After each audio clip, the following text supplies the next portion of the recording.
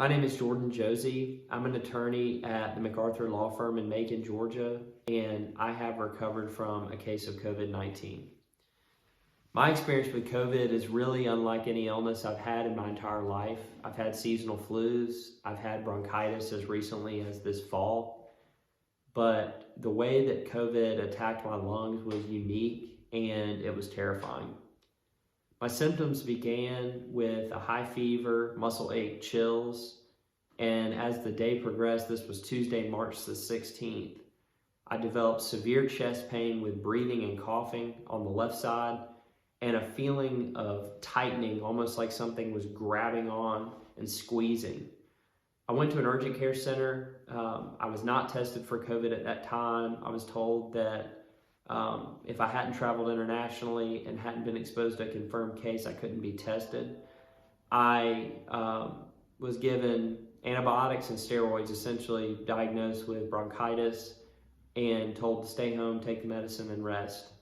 Over the next day or so, my wife developed symptoms of fever, muscle ache, chills, and a dry cough. And I was taking the medication that was not working, and I felt like I was getting worse, especially in my lungs.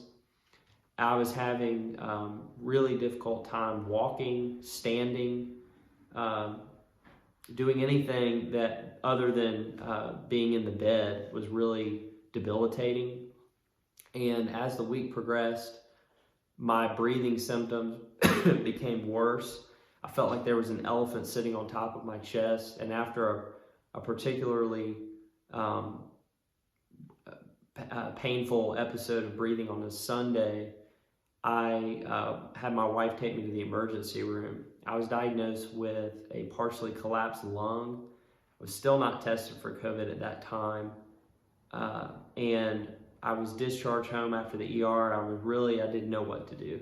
I'm young, I'm healthy, I'm 28 years old, and I felt like this shouldn't be happening to me. I finally received confirmation that my wife and I had been exposed to a confirmed case. I was able to get tested about 8 days after showing symptoms. My wife was not tested because fortunately her symptoms had resolved at that point. But I received confirmation last week I was positive for COVID-19. I was sick for about 10 days. My wife was sick for about a week.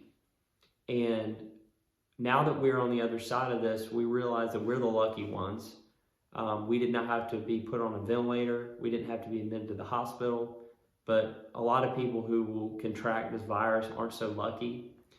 And we want to implore everyone to take the directive seriously, listen to our local, federal, and state government, and abide by social distancing, and ease the burden on our healthcare providers and our doctors and our hospitals to try and keep this virus contained, to prevent a widespread outbreak, and to save our at-risk population.